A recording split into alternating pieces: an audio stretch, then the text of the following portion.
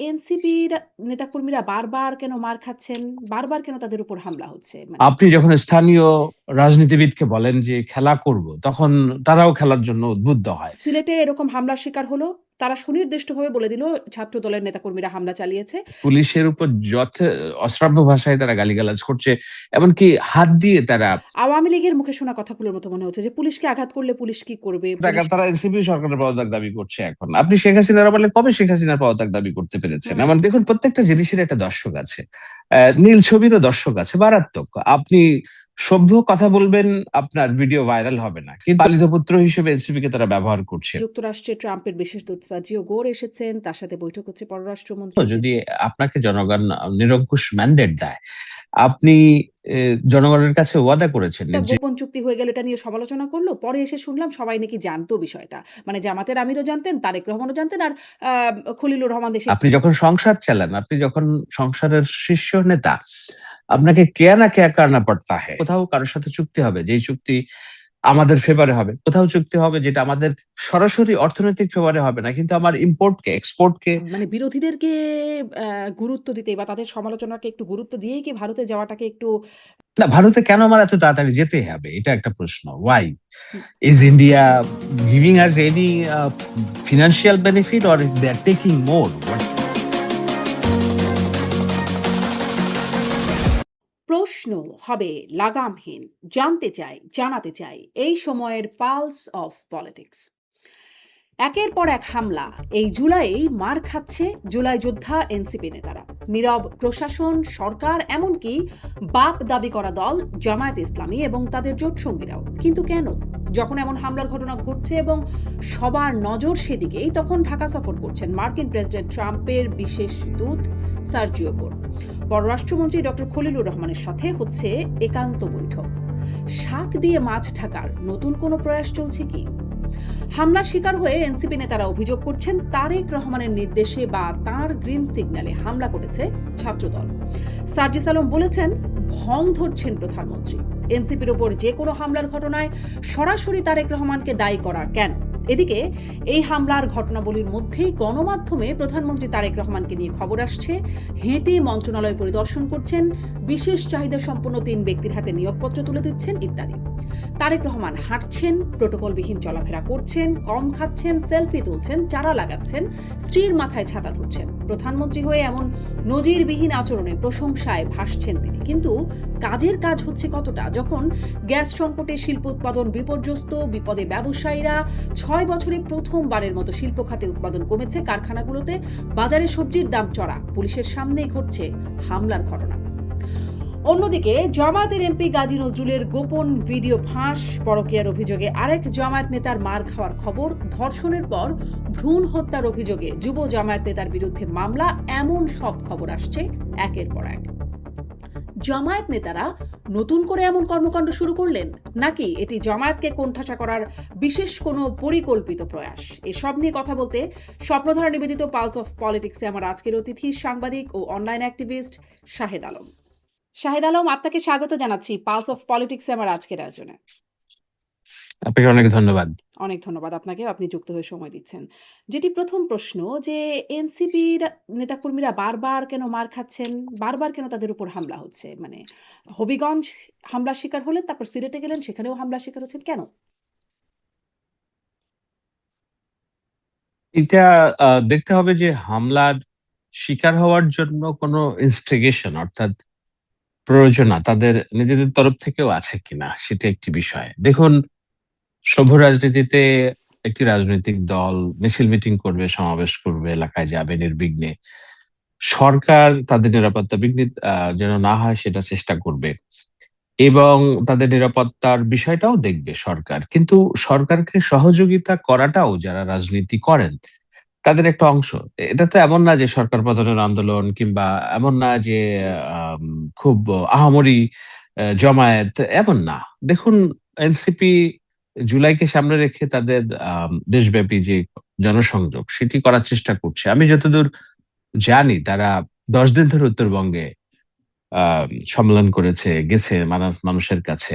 একটা জায়গায় কিন্তু স্থানীয় বিএনপি নেতাকর্মী বরঞ্চ সহযোগিতা করেছে। কিন্তু এই সহযোগিতাটা তারা নিচ্ছে বিএনপি এবার স্থানীয় বিএনপি এবং পুলিশ প্রশাসনের, কিন্তু প্রতিনিয়ত তাদের তরফ থেকে ইনস্টিগেশনের যে একটা বিষয় এসেছে, সেখানে প্রত্যেকটা জায়গায় কিছু লোকাল পলিটিক্স এর ডাইমেনশন থাকে। তো সেইগুলো যদি বুঝে রাজনীতিটা না করা হয়, তাহলে একটা হিতে বিপরীত হতে পারে। এখন এইটা কি ন্যাচারাল, না তারা চেষ্টা করছে লাইমলাইটে আসার জন্য? সেটা করতে যেয়ে কিছু রাজনীতির বয়ান, ভাষা এমনভাবে ব্যবহার করছে যে স্থানীয় যেসব লোকালি রাজনীতিবিদ যারা দীর্ঘদিন আন্দোলন সংগ্রামে ছিলেন এবং যাদের দীর্ঘ ত্যাগ তিতিক্ষা আছে, তাদেরকে যখন আপনি ডিমেইন করেন, তাদেরকে যখন আপনি নিচু ভাষায় কথা বলেন, সেটা স্থানীয় কর্মী সমর্থকদের মনে একটা দাগ কাটে। তো সেইটার সুযোগ তারা নিচ্ছে কিনা, সেটি একটা বিষয়। আরেকটা বিষয় আমি বলেছি, আইন শৃঙ্খলা বাহিনী যেহেতু হেল্প করছে, আইন শৃঙ্খলা বাহিনীকেও হেল্প করা প্রত্যেকটা রাজনৈতিক দলের উচিত। যেমন আমি কিছু ভিডিও দেখেছি। দেখুন, একটা ছেলেকে আম তার চোখে আঘাত লেগেছে। এটা কোনোভাবেই কাম্য নয়। কিন্তু যেটা হয়েছে, ফার্দার ইনস্টিগেশন যেন না হয়, ফার্দার যেন ঝামেলা না হয়, এজন্য পুলিশের তরফ থেকে একটি ১৪০ ধারা জারি করা হয়েছিল। হয়তো ১৪০ ধারা জারি না করেও জিনিসটা হ্যান্ডেল করা যেত, সেটা করে নাই। না করাতে হয়েছে বিষয়টা লাইমলাইটে অনেক প্রচারণায় চলে এসেছে। সংবাদপত্রের প্রচারণায় চলে এসেছে। তাতে সরকারের খুব বেশি লাভ হচ্ছে বলে মনে হয় না। কিন্তু তাদেরও যে কি খুব বেশি লাভ হচ্ছে? যেসব কিন্তু আপনি যে কথাবার্তা বললেন যে তারা আ লাইমলাইটে আসার জন্য আমি করছে, আমি শেষ তো করি, লাইমলাইটে আমি তো শেষ আসছেই। করি। হ্যাঁ। আমি লেখি শেষ করি যে দেখেন, পুলিশের উপরে যেভাবে তারা আক্রমণ করছে, পুলিশের উপর অশ্রাব্য ভাষায় তারা গালিগালাজ করছে। এমনকি হাত দিয়ে তারা পুলিশকে আঘাত করছে। দেখুন, এগুলো কোনো সভ্য সমাজে হয় না। হুম। আপনি আমেরিকাতে থাকেন, আমি আমেরিকাতেই থেকেছি, দেখেছি যে পুলিশের সাথে সরাসরি কনফ্রন্টেশন এ গেলে, পুলিশ তো রাষ্ট্রের, তাদের টাকায়, যারা জনগণ রাজনীতি করছে তাদের টাকায়ই তো পুলিশ রাষ্ট্রের আইন শৃঙ্খলা বাহিনীর দায়িত্বে থাকে এবং এটা রাষ্ট্র সমাদৃত, রাষ্ট্র স্বীকৃতি একটা বিষয়। সেই জায়গায় আপনি যখন তাদেরকে আঘাত করেন, তখন পাল্টা আঘাতের একটা সম্ভাবনা তৈরি হয়। হুম। আপনি যখন স্থানীয় রাজনীতিবিদকে বলেন যে খেলা করব, তখন তারাও খেলার জন্য উদ্বুদ্ধ হয়। তো এইজন্য আমি বলছি যে ইনস্টিগেশন গুলো কোথায় হচ্ছে, কিভাবে হচ্ছে, এটি পরিকল্পিত কিনা তাদের তরফ থেকে, যেন তারা মার খায় এবং সেটি নিয়ে হইচই হয়, সেটা নিয়ে তারা একটা কাওয়াজ তৈরি করবে, সেটাও হতে পারে। দেখতে হবে। কিন্তু আমি বারবার বলছি, এগুলো কোনটাই কাম্য না। হুম। আমরা এই ধরনের রাজনীতি চাই নাই। এবং আমার দৃঢ় বিশ্বাস যে সরকারের শীর্ষ মহল থেকেও তারা চায় না যে এই ধরনের রাজনীতির শাহজালাল, এই কথাগুলো না দৃশ্যপট আবার মানে রচিত একটু হোক। আওয়ামী লীগের মুখে শোনা কথাগুলোর মতো মনে হচ্ছে যে পুলিশকে আঘাত করলে পুলিশ কি করবে? পুলিশ সেটা সভ্য সমাজে পুলিশ তো ব্যবস্থা নেবেই। এরকম মনে হচ্ছে। কিন্তু আমার প্রশ্নটা কিন্তু আপনার কাছে সেখানে যে পুলিশের দায়িত্ব নিরাপত্তা বা সরকারের দায়িত্বের কথা আপনি বলছেন। তাদের নিরাপত্তা যেন বিঘ্নিত না হয় এজন্য সরকার কাজ করবে। কিন্তু সরকার আসলে কি করল? সিলেটে এরকম হামলার শিকার হলো। তারা সুনির্দিষ্টভাবে বলে দিল ছাত্রদলের নেতাকর্মীরা হামলা চালিয়েছে। কোনো মানে তাদের বিরুদ্ধে মামলাও করল, অনেক ভোগান্তি পুহিয়ে তারপরে মামলা করতে হলো। তারপরে তাদের বিরুদ্ধে খুব ব্যবস্থা হলো না। পুলিশ দাঁড়িয়ে দেখলো যখন তাদেরকে মানে তাদের উপরে হামলা হলো, পুলিশ দাঁড়িয়ে দেখলো। পুলিশ সেখানেও খুব ব্যবস্থা নিল না। আবার সিলেটে সেখানেও এরকম তাদের পুলিশের সামনেই তাদের মানে হামলার এই ঘটনাগুলো ঘটলো। আ ফলে মানে পুলিশ কি করছে? এবং তারপরে যদি আমি বলি খুবই সবসময় সরব থাকা স্বরাষ্ট্রমন্ত্রী এই বিষয়ে খুব বক্তব্য দেখছি না। প্রধানমন্ত্রী তো খুব একটা বলেন না। ফলে তাকেও দেখা যাচ্ছে না। পুলিশের পক্ষ থেকেও খুব যে শক্ত বয়ান স্বরাষ্ট্রমন্ত্রীকে দেখতে পাচ্ছি না অন্তত আমরা। মানে কেন? মানে যেটা ওরা বলছে মানে এনসিপি নেতারা বলছে যে সরকারের মদতেই হচ্ছে, তারেক রহমানের গ্রিন সিগন্যালে হচ্ছে। তাই কি আসলে? এটা ইনভেস্টিগেশন এর বিষয় হইতে পারে। দেখুন, কয়েকদিন আগে যারা তাদের একটা মঞ্চে ককটেল বিস্ফোরিত হুম, হলো এবং সাথে তারা দাবি করে বসলো তো তারেক হুম, রহমানের গুন্ডারা করছে এটা সেটা। কিন্তু পরে দেখা গেল তাদের অন্তর্কন্দল এটি হয়েছে। এখন এই মারামারিগুলো কেন হচ্ছে? আপনারা দেখবেন যে এনসিপির নিজস্ব রাজনৈতিক দল হয়ে ওঠার একটা প্রচেষ্টা আছে। আপনি বলছেন সরকার কোনো বিবৃতি দেয়নি, স্বরাষ্ট্রমন্ত্রী বিবৃতি দেয়নি। দল হিসেবে জামায়াতে ইসলামী কি বিবৃতি দিয়েছে? হুম, হুম, তাদের যে সবচেয়ে বড় সহযোগী। তো জামায়াতে ইসলামীও তো তারা অ্যাডপ্ট করছে না তাদের এই পলিটিক্স, যে তোমরা এলাকায় যেয়ে মির্জা ফখরুলের নামে বিষোদগার করবে, কিশোরগঞ্জে যেয়ে দুঃখিত, ফজলুর রহমানের নামে বিষোদগার করবে, তোমরা কক্সবাজারে যে সালাউদ্দিন আহমেদের নামে বিষোদগার করবে। এগুলো তো তারা অ্যাডাপ্ট করছে না। কিন্তু এনসিপি আবার চেষ্টা করছে জামাত থেকে বেরিয়ে যেয়ে তাদের নিজস্ব একটা গুন্ডা রাজনীতির যে চরিত্র সেটা প্রতিষ্ঠিত করার জন্য, এবং তারা যে কিছুটা জনসমর্থন মানে তাদের দিকে পাচ্ছে না আমি বলবো না। দেখুন, প্রত্যেকটা জিনিসের একটা দর্শক আছে। নীল ছবিরও দর্শক আছে মারাত্মক। আপনি সভ্য কথা বলবেন, আপনার ভিডিও ভাইরাল হবে না, কিন্তু আপনি খুব অসভ্য জামা কাপড় দেখিয়ে আপনি রিলস করবেন, দেখবেন যে হাজার হাজার লাইক, কমেন্টস, লাভ চিহ্ন। So, সভ্য রাজনীতির দর্শক হয়তো আছে, অনেক আছে, কিন্তু অসভ্য রাজনীতির দর্শক এবং উৎসাহী দর্শক অনেকেই আছে। তো সেটা দেখা যাচ্ছে যে তারা যেখানে যাচ্ছে এই ধরনের কথাবার্তা যখন বলছে, আওয়ামী লীগ, পতিত আওয়ামী লীগ তারা পছন্দ করছে। আবার ওই যে বললাম অসভ্য রাজনীতির কিছু হুম। দর্শক আছে, কিন্তু জামায়াতে ইসলামী তাদের সবচেয়ে বড় যে অ্যালাই, তারা তো কি অ্যালাই মানে সরাসরি এটি সাপোর্ট করছে কিনা, বিবৃতি দিচ্ছে কিনা আমরা কিন্তু দেখছি, তারা দিচ্ছে না। কিন্তু ভিতরে যেটা হচ্ছে, জামায়াত ইসলামী যেটা করতে চায় সেটি তারা সরাসরি না করে বরঞ্চ সরকারের সাথে থাকতে চায়, কিন্তু তাদেরকে দিয়ে পালিত পুত্র হিসেবে এনসিপি কে তারা ব্যবহার করছে। সেই ধরনের ঘটনা আছে কিনা, যে তারা এই, আমি এই জন্য বারবার বলছি যে এই ইনস্টিগেশন গুলোর ইনার বা তার ভেতরের কাহিনী কি, এটা কি অভ্যন্তরীণ গ্যাঞ্জাম কিনা, অভ্যন্তরীণ ইনস্টিগেশন কিনা, যে এনসিপি যদি খুব বেশি বাড়ায় তাহলে জামাতের স্থানীয় রাজনীতিও দুর্বল হয়ে যায়, সুতরাং বিএনপির মিছিল মিটিং এ ঢুকে জামাতের কেউ এগুলোও করছে কিনা, সেগুলো দেখতে হবে। আবার যদি স্পেসিফিক ভাবে কোনো ছাত্রদল বিএনপির কেউ পরিচিত থেকে থাকে, নিশ্চয়ই এটি নিয়ে মামলা হয়েছে, তারা যে মামলা করেছে নিশ্চয়ই আইন শৃঙ্খলা বাহিনী সেটা দেখবে। আমি তো বলেছি যে সভ্য রাজনীতিতে এই ধরনের আহ গুন্ডাগিরি এবং একজনকে আঘাত করা কিংবা অশ্রাব্য ভাষায় সিনিয়র নেতাদের গালিগালাজ করা, আমাদের তাদেরকে দেশের ডিমিন রাজনীতি তো করা, খুব এটা সভ্য আমরা রাজনীতি পারমিট না। করি না। এটা তো একটা কালচারে পরিণত হয়েছে। বিশেষ করে ৫ই আগস্টের পরে আরো বেশি করে। মানে এত সব গালি শোনা যায় যেগুলো আগে কোনোদিন মানে শোনা যেত না, এতটা অন্তত এত পাবলিকলি শোনা যেত না। আ সেরকম তো একটা কালচারে দাঁড়িয়েই গেছে। ফলে এ আর এমন অ নতুন কি মনে হচ্ছে? কিন্তু আপনি জামাতের কথা বলছিলেন, এই বিষয়টাও আমি আপনার কাছেও প্রশ্ন করতে চাইছিলাম। কিন্তু তার আগে মানে জামাত তো তাদের সঙ্গ দিচ্ছে কিনা বা তাদের ব্যবহার করছে কিনা, এই একটা প্রশ্নের আগে আমি সরকারের অবস্থানটা আসলে কি? সেটা একটু আপনার কাছে বুঝতে চাই। যেমন ধরেন অন্তর্বর্তী সরকারের সময় তারা যখন গোপালগঞ্জ গেল এনসিপির এই নেতারা, তখন আমরা দেখলাম চারদিকে মব হলেও সেখানে সেটাকে বিক্ষুব্ধ জনতা ইত্যাদি বলে সরকার একরকম বলছে। কিন্তু এনসিপির ব্যাপারে তখন তারা খুবই প্রোটেক্টিভ। সেনাবাহিনী বিশেষ রকমের একটা রেস্কিউ সিস্টেম করে তাদেরকে রেস্কিউ করে নিয়ে আসলো। তখন স্বরাষ্ট্রমন্ত্রী মানে উপদেষ্টা এবং ক্রীড়া উপদেষ্টা আসিফ মাহমুদ সজীব ভুঁইয়া তারা পুলিশের কন্ট্রোল রুমে বসে পর্যবেক্ষণ করলেন জুস খেতে, খেতে। মানে তাদের যে অ্যাপ্রোচটা সেটা বোঝা যাচ্ছিল যে এনসিপির প্রতি তারা খুবই সদিচ্ছা রাখে তাদের প্রোটেকশন দেওয়ার জন্য। আর এদিকে এই সরকারের বেলায় দেখা যাচ্ছে তারা মার খাচ্ছে, একের পর এক মার খাচ্ছে। কিন্তু এই সরকারের কোনো বক্তব্য বিবৃতি নাই, পুলিশের পক্ষ থেকে খুব উদ্যোগ নাই তাদেরকে আ প্রোটেকশন দেবারও না। প্রোটেকশন নামছে, বিজিবি নামছে কিন্তু প্রোটেকশন ঠিক তারা পাচ্ছে না। আসলে সরকারের অ্যাপ্রোচটা কি বর্তমানে? দেখুন, ইউনূস অন্তর্বর্তী সরকারের আমলে যখন ঘটনা হয়েছে তখন তো এই সরকারের তারা চালাতো, তারা এই সরকারের পার্ট ছিল এবং এই সরকারের পার্ট হিসেবে আজকের এনসিপি নেতা আসিফ মাহমুদ ভাইয়া তখন সরকারে হুম, ছিলেন। আপনি ঠিকই বলেছেন, তিনি মনিটরিং সেলে বসে সেটি তদারকি করছিলেন এবং সরকারি দল হিসেবে তাদের যে আম, আম, যেটা হলো গোপালগঞ্জে, সেখানে তাদেরকে রেস্কিউ করে আনার দায়িত্ব সরকারি দলের ছিল।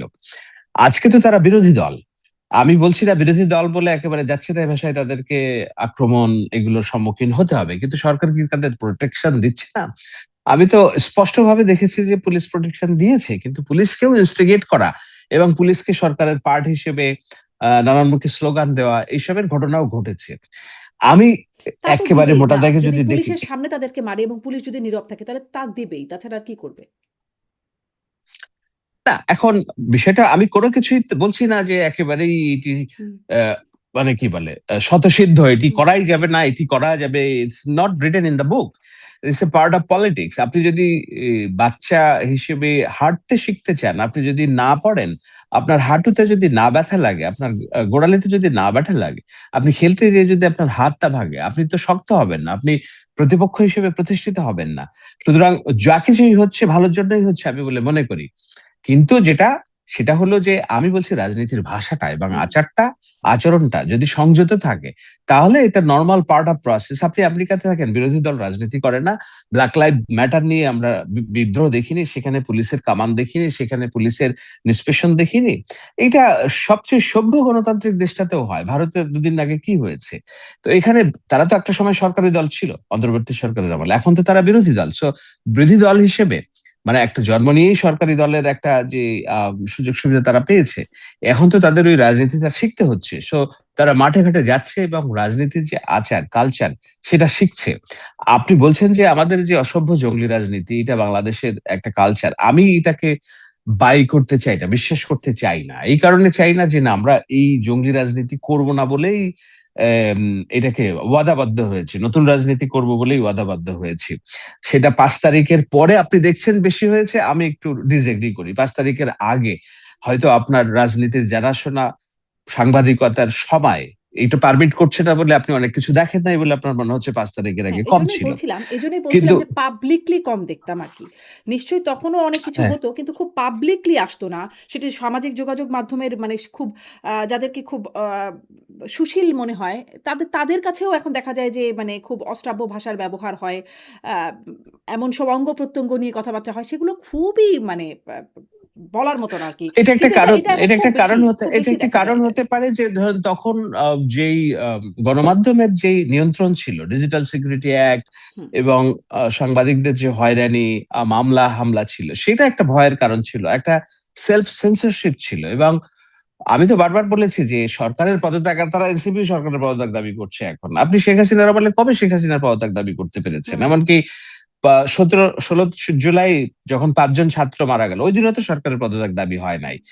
সরকারের পদত্যাগ দাবি হয়েছে যখন ২৪ না ২৬ তারিখের দিকে, যখন এটা ২০০-২৫০ প্রাণহানি চলে গেল। তো আপনাকে বুঝতে হবে যে রাজনীতির প্রেক্ষাপটটাও তখন এরকম ছিল না। তখন অনেক নিয়ন্ত্রিত ছিল, গণমাধ্যম নিয়ন্ত্রিত ছিল। এখন তো গণমাধ্যমের নিয়ন্ত্রণ নাই, মজুর জার্নালিস্টদের নিয়ন্ত্রণ নাই এবং এর চেয়ে যেটা হয়েছে সেটা ৫ তারিখের পরে জেনজির যে ল্যাঙ্গুয়েজ সেইটা উন্মুক্ত হয়ে গিয়েছে। এটা কিন্তু শুরু করেছে বাংলাদেশ দিয়েই, আপনাকে বলতে হবে। শ্রীলঙ্কার যে মুভমেন্ট ওটা জেনজির মুভমেন্ট ছিল না। এরপর নেপালের যে মুভমেন্ট সেখানে জেনজির মুভমেন্ট, আজকে ভারতের মুভমেন্ট ও জেনজির মুভমেন্ট। তো জেনজির মুভমেন্টে এই যে স্ল্যাং, এটি একটি পার্ট অফ আমাদের সাউথ এশিয়ান পলিটিক্স হয়ে গিয়েছে। এটি একটি নতুন ফেনোমেনা যেটা ১৬ জুলাইয়ের আগে, ৩৬ জুলাইয়ের আগে বাংলাদেশে পুরো উপমহাদেশেই ছিল না। সো ওটাও আমাদের ডিল করতে হচ্ছে যে স্ল্যাং ল্যাঙ্গুয়েজ গুলো পলিটিক্স এর পার্ট হয়ে গেছে। আপনি জানেন যে ভারতের পার্লামেন্টে অনেক সংসদ সদস্য স্ল্যাং ল্যাঙ্গুয়েজ কে অ্যাডপ্ট করে প্রতিপক্ষকে তারা ঘায়াল করার চেষ্টা করছে। সো এটি নিউ ফেনোমেনা আমাদের রাজনীতিতে, এবং এটা আমাদের উদ্বেগ ঘটাচ্ছে যে না কিভাবে এই বিষয়গুলো সামনে আনা যায় এবং গণমাধ্যম, সুশীল সমাজ, এমনকি অভ্যন্তরীণ রাজনীতির তরফ থেকেও নানানভাবে এই বিষয়গুলো নিরুৎসাহিত করা হচ্ছে যে সে কোথাও না কোথাও যেয়ে দাঁড়াবে সামনে। জি। আপনি বলছিলেন যে এটা আসলে ইনস্টিগেট করছে কিনা এই হামলাগুলো বা কেউ কি লাইমলাইটে আসার চেষ্টা করছে কিনা? আবার এরকমও কি কোনো চেষ্টা হচ্ছে কিনা? কারণ যখন মানে প্রশ্ন করার আগে কেন করছি সেটা একটু বলে নেই। যে যখন আসলে হামলার ঘটনা একের পর এক ঘটছে তখন দেখা যাচ্ছে যুক্তরাষ্ট্রে ট্রাম্পের বিশেষ দূত সার্জিও গোর এসেছেন। তার সাথে বৈঠক হচ্ছে পররাষ্ট্রমন্ত্রীর দীনেশ ত্রিবেদীর সাথে কথা হচ্ছে। মানে ভারতের রাষ্ট্রদূতের সাথে কথা হচ্ছে। আ কিছুকে আড়াল করারও চেষ্টা হচ্ছে কিনা? কারণ অতীতেও মানে অন্তর্বর্তী সরকারের সময় থেকে পরবর্তীতে অনেক কিছু আড়াল করার চেষ্টা এবং সফলভাবে আড়াল করার ব্যাপার আমরা দেখেছি। ফলে এই প্রশ্নটা জাগছে যে কিছু কি আড়াল করারও চেষ্টা হচ্ছে কিনা? শাক দিয়ে মাছ ঢাকা আরকি। আড়াল করার চেষ্টা কে করবে? মানে কার কাছ থেকে আড়াল করবে? সেটিও একটা বিষয়। যেখানে জনগণের কাছ থেকে। রাষ্ট্র পরে জনগণের কাছ থেকে, এমন না যে রাষ্ট্র চুরি করে অন্য কাউকে দেওয়া হচ্ছে কিংবা রাষ্ট্রের অন্য কোনো বিষয় একেবারে ভিন্ন রাষ্ট্রকে সুবিধা দেওয়া হচ্ছে। এরকম কোনো বিষয় এখনকার দুনিয়ায় বাস্তবতায় সেটা সম্ভব না। প্রত্যেকটা জিনিস স্ক্রুটিনাইজেশন এর সুযোগ আছে। সুতরাং আড়াল করার পার্ট যদি হয়ে থাকে তাহলে আপনাকে তো বলতে হবে যে এনসিপি সরকারের সাথে যোগসাজশেই মাইর খাচ্ছে। তাই না? আম তো সেটা তো যদি না হয় না, তাহলে যোগসাজশে মাইর খাওয়ার গণমাধ্যমে কেন দরকার এত নাই তো। ধরেন এনসিপিকে মারা হচ্ছে, ওদিকে সবার লাইমলাইট আর অ্যাটেনশন এদিকে। মানে এটা আমরা এখন না বলছি, অতীত থেকেই দেখে আসছি। এমনকি আ আ মানে শেখ হাসিনার আমল যখন ছিল বা আওয়ামী লীগ আমল, তখন আপনারা দেখতাম যে ঘটনা আসলে অন্য কিছু ঘটে যাচ্ছে, কিন্তু আমরা সবাই আলোচনা করছি অন্য হুম, বিষয় নিয়ে। এবং এবং সেটাই তারপরে তো দেখুন আমাদের মার্কিন দায়িত্ব। বাণিজ্য চুক্তি হয়ে গেল। কেউ আলোচনা করল না। তখন সবাই টুকটাক গোপন চুক্তি হয়ে গেল এটা নিয়ে সমালোচনা করল। পরে এসে শুনলাম সবাই নাকি জানতো বিষয়টা। মানে জামাতের আমিরও জানতেন, তারেক রহমানও জানতেন আর আ খলিলুর রহমান দেশে গেলে তো সরাসরি তারেক রহমানের পররাষ্ট্রমন্ত্রী হয়ে বসে গেলেন। ফলে কিছু, কিছু হয়ে গেল যেগুলো আসলে আমাদের দৃষ্টির মধ্যে পড়তে দেয়া হলো না। এরকম কোনো চেষ্টা আছে কিনা? এরকম চেষ্টা হলে তো আমার আপনার দায়িত্ব সেটা খুঁজে বের করা, তাই না? আমাদের সোর্স আছে, অনেক সোর্স আছে। আপনি সাংবাদিক, আমি সাংবাদিক। আর সাংবাদিকতা তো এখন অনেক বেশি উন্মুক্ত। যার হাতে মোবাইল আছে সেই সাংবাদিক। যার হাতে এবং সেটা শুধু দেশের ভিতরে না, দেশের বাইরে থেকেও তো নানান বিষয় আছে। আপনাকে সবগুলো জায়গায় ইন্টারনেট, সংবাদ প্রবাহের যেসব জায়গা, সেখান থেকেও নানান ক্লু পাওয়া যেতে পারে। তো সাংবাদিক হিসেবে আমার আপনার দায়িত্ব যে এগুলো বার করে এবং সেগুলোকেই লাইমলাইটে নিয়ে আসা, যে না, এইসব বিষয়গুলো কিন্তু হয়ে যাচ্ছে। নিশ্চয়ই যদি কোনো কিছু হয়ে থাকে, চুক্তি, নতুন চুক্তির পরামর্শ, এগুলো সরকারের ব্যাখ্যা দেওয়ার সুযোগ আছে। আমরা সরকারের কাছে ব্যাখ্যা চাইবো এবং ওরকম কিছু হচ্ছে কিনা সেটা তো আমাদের খুঁজে বের করতে হবে। আমরা কিন্তু সরকার শুধুমাত্র তো ব্যাখ্যা দেয় না। আন সরকার তো ব্যাখ্যা দেয় না, শাহেদ আলম। সরকার তো ব্যাখ্যা দিল না কিভাবে কেন ডক্টর খলিলুর রহমান হয়ে গেলেন পররাষ্ট্রমন্ত্রী। সরকার তো ব্যাখ্যা দিল না মার্কিন বাণিজ্য চুক্তি নিয়ে কোনো রকম কথাবার্তা বা সংসদে কোনো আলোচনা হলো না। মানে সরকার তো ব্যাখ্যা দেয় না আসলে।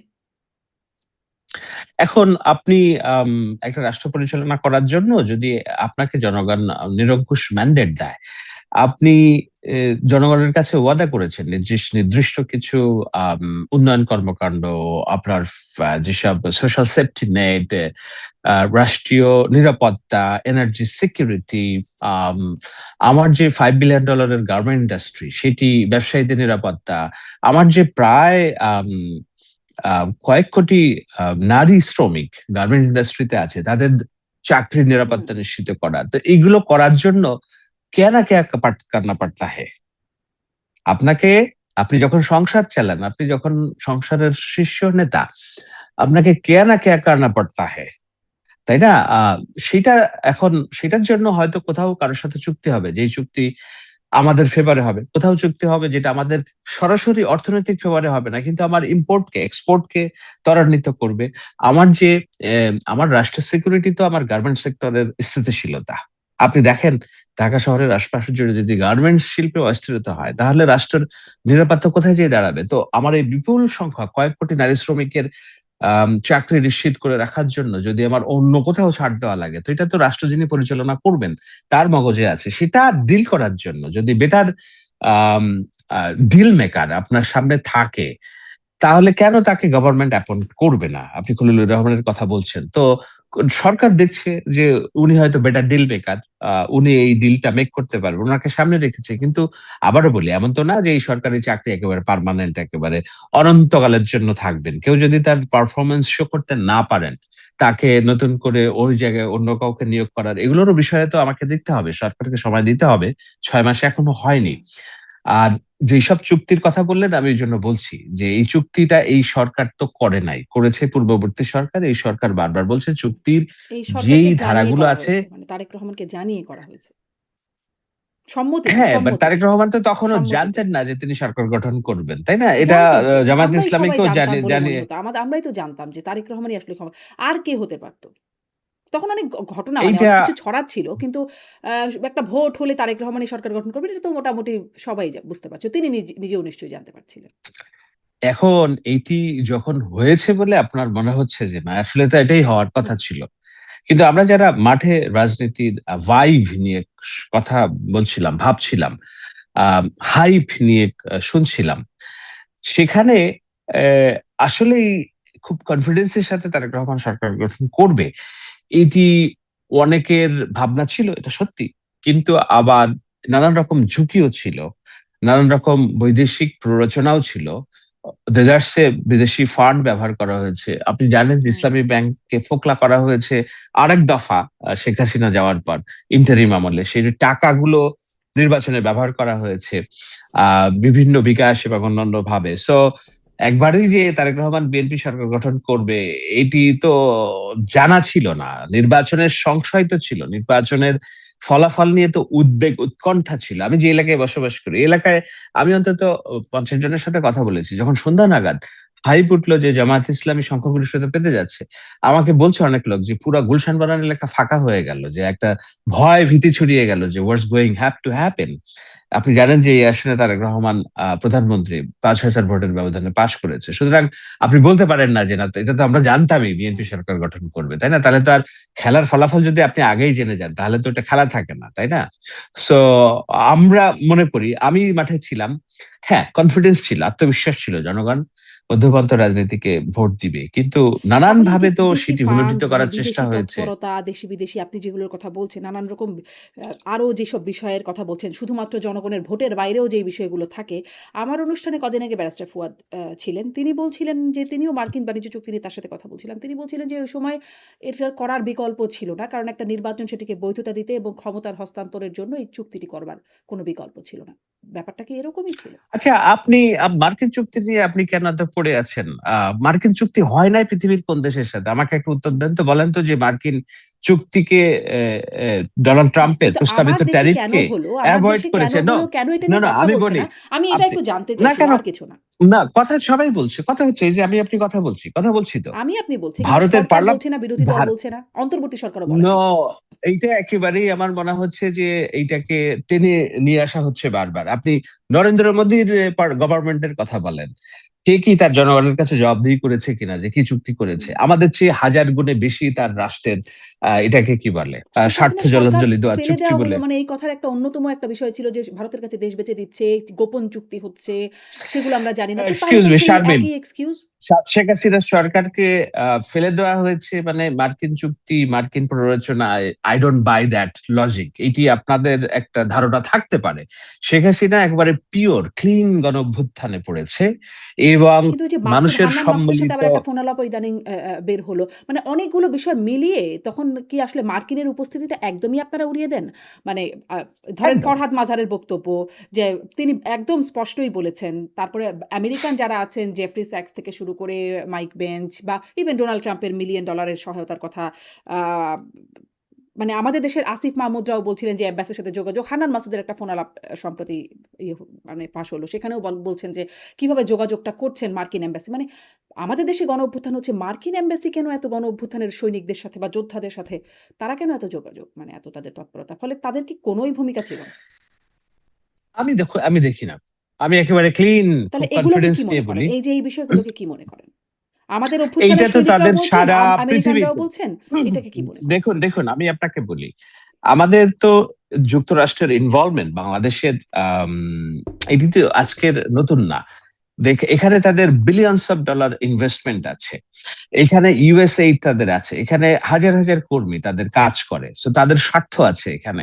এই দেশে কারা সরকার পরিচালনা করবে, কিভাবে না করবে। শুধু এই দেশ কেন?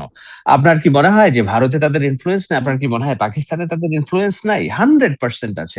আপনার কি মনে হয় ভারতের ইনফ্লুয়েন্স গত 17 বছর ছিল না বাংলাদেশে? কারণ তাদের বিলিয়নস অফ ডলারের বিজনেস ছিল এখানে। হাজার হাজার মানুষের কর্মসংস্থান ছিল। আজকে কেন ভারত উঠে পড়ে লেগেছে তারেক রহমানকে তাদের দেশে একবার নেওয়ার জন্য, হুম, সম্পর্ক উন্নয়ন করার জন্য? আপনি দেখছেন যে ভারতের যে এনভয় আছে বাংলাদেশে, উনি বলছেন আমরা মুখিয়ে আছি কবে হুম। যাবেন। তারেক রহমান সবাই নিচ্ছেন যে না, ঠিক আছে, আমি দেখি কোন কোন বিষয়ে আলোচনা হতে পারে। So it's international relationship.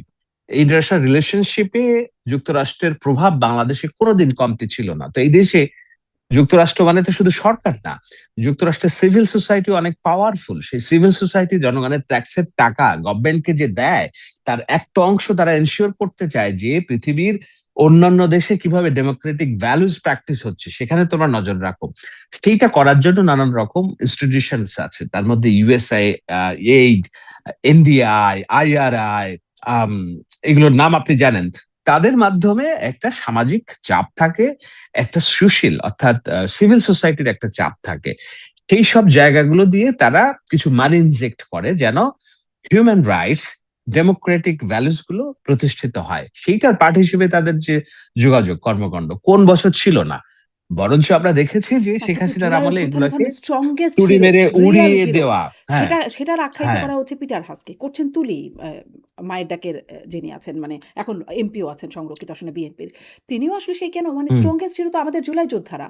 সেখানে পিটার হাস হচ্ছে স্ট্রংগেস্ট হিরো, রিয়াল হিরো জুলাই যোদ্ধারা। স্ট্রংগেস্ট হিরো এই কারণে, যখন আমার আমার ভাই, আমার মা, আমার বোন গুম হচ্ছে, আমার বিরুদ্ধে যখন মামলা হচ্ছে ডিজিটাল সিকিউরিটি আইনে, আমার পরিবারকে যখন একাধিকবার পুলিশে হয়রানি করা হচ্ছে, আমার বাবা হাসপাতালে মরার 1 সপ্তাহ আগেও যখন ডিজিএফআই গিয়েছে তাকে জিজ্ঞাসাবাদ করার জন্য, এই কথা বলার জন্য তো বাংলাদেশের কোনো সাংবাদিক পৃথিবীর অন্য কোনো দেশের রাষ্ট্রদূতরা ওয়াকিফল থাকেন নাই।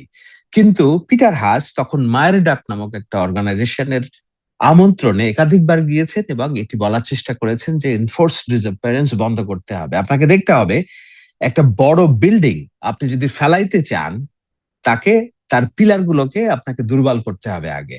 শেখ হাসিনা 17 বছরের যে মাফিয়াতন্ত্র, হুম, সেই মাফিয়াতন্ত্রকে যদি একটা বড় বিল্ডিং হিসেবে আপনি দেখেন, তার ছোট ছোট পিলার গুলোকে আগে দুর্বল করা হয়েছে। একটা হলো যে সেনাবাহিনীর যে দুর্নীতি, সেনাপ্রধানের আজিজের, সেটার একটা ডকুমেন্টেশন যখন করা হলো প্রাইম মিনিস্টার্স ম্যান, হুম, সেটা তার যে ভিত্তি অনেকখানি নাড়িয়ে দেয়।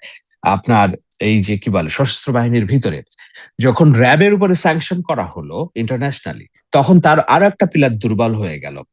যখন এই যে মানবাধিকার এনফোর্স ডিসঅ্যাপিয়ারেন্স, এই খুঁটিটাও যখন উন্মোচন করা হলো যে শেখ হাসিনা শাসন ব্যবস্থাকে টিকিয়ে রাখার জন্য আয়নাঘর করছে, এটা করছে, হুম, তার আরো খুঁটি দুর্বল হয়ে গেল।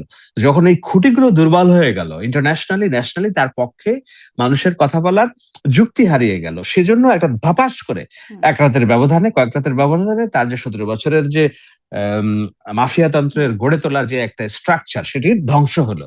তো সেইটা হওয়ার পেছনে যুক্তরাষ্ট্রের রাষ্ট্রদূত ওই মায়ের ডাক প্রতিষ্ঠানে যে এনফোর্স ডিসঅ্যাপিয়ারেন্স এর পক্ষে যেসব কথাবার্তা বলেছেন, সরকারকে চাপ দিয়েছেন, যেই চাপগুলো তখন শেখ হাসিনা তুড়ি মেরে উড়িয়ে দেওয়ার চেষ্টা করেছেন, এই জন্যই হয়তো তুলি বলেছেন যে Peter Haas one of the biggest hero of our movement. এখন এই জায়গায় আওয়ামী লীগের সাবেক এমপি যিনি এখন জেলে আছেন, শাহজাহান ওমর, তিনি তো যখন বিএনপি রাজনীতি হুম, করতেন তখনও তো বলেছেন যে ভগবান। পিটারাস বাবা, তুমি আমাদের বাবা, ভগবান, আমাদের থাকাও।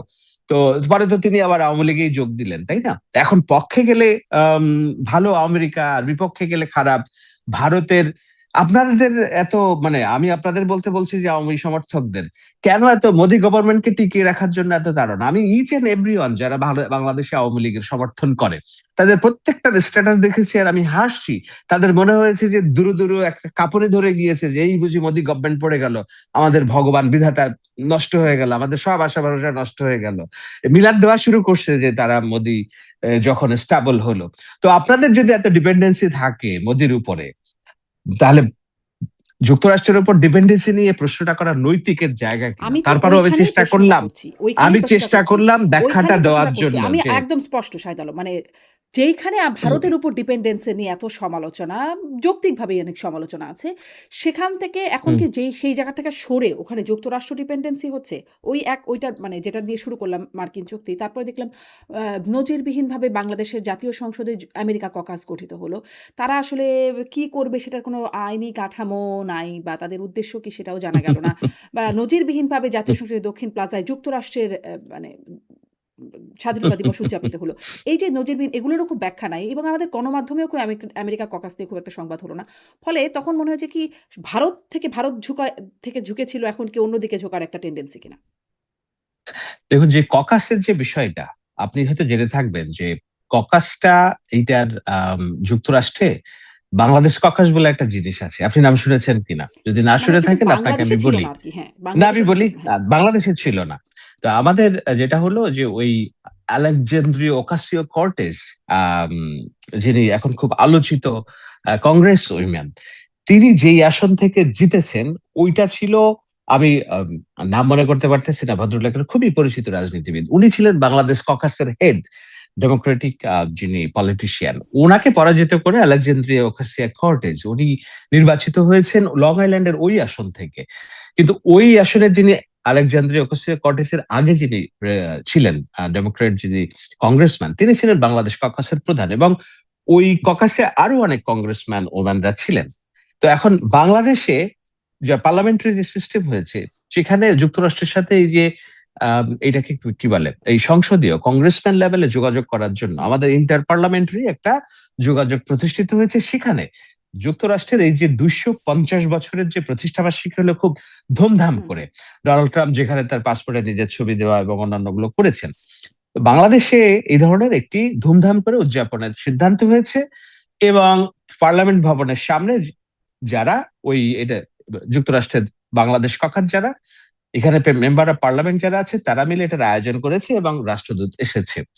খোলা চোখে দেখলে এইটিকে খুব আইব্রো দেওয়ার কারণ কি, যৌক্তিক কারণ কি আছে এই আমাদের এই দ্বাদবিংশ শতাব্দীতে? কারণ আমরা তো রাষ্ট্র বিষয়ে আমরা এত সেনসিটিভ, এটা আমাকে অনেকখানি অবাক করে। আপনি এই দেশে চাইলেও আপনার বাড়িতে আমেরিকার পতাকা উড়াইতে পারবেন না, এটা বলবে ভারতে মার্কিন দালাল। আপনি ভারতের পতাকা উড়াইতে পারবেন না, পাকিস্তানের পতাকা কেউ কেউ উড়াচ্ছে। আহ কিন্তু স্বাভাবিকভাবে মানে এটা নেওয়ার সুযোগ নাই। কিন্তু আপনি আমেরিকায় থাকেন, আপনি আপনার বাড়িতে ভারত, বাংলাদেশ কেন, ভারত কেন, চীনের পতাকা উড়ান, কেউ বদার করবে না আপনাকে। আপনি রাস্তা বন্ধ করে দিয়ে আপনি বাংলাদেশ প্যারেড করেন, ওরা আপনি সহযোগিতা করবে।